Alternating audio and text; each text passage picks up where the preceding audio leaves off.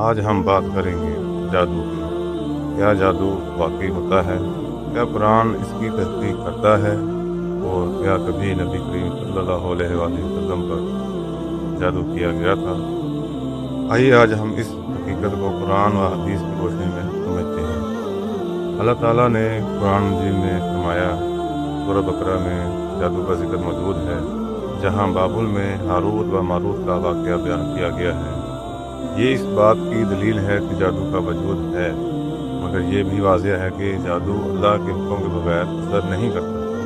احادیث میں آتا ہے کہ نبی کریم صلی اللہ علیہ وآلہ وسلم پر ایک یہودی شخص نے، جس کا نام لبید بن عاصم تھا، اس نے جادو کیا تھا۔ یہ واقعہ صحیح بخاری اور صحیح مسلم میں بھی موجود ہے، لیکن اس جادو کا اثر صرف جسمانی نوعیت کا تھا، دین یا وحی پر اس کا کوئی اثر نہیں ہوا۔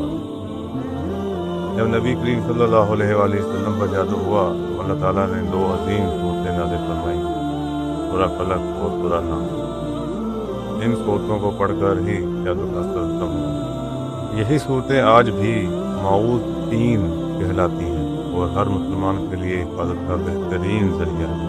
اسلام ہمیں یہ سکھاتا ہے جادو کرنا حرام ہے، جادو کروانا حرام ہے، جادو سیکھنا گناہ ہے۔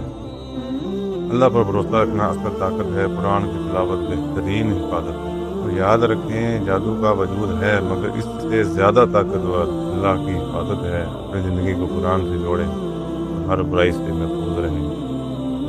ویڈیو اچھی لگے لائک اور چینل کو سبسکرائب ضرور کیا کریں۔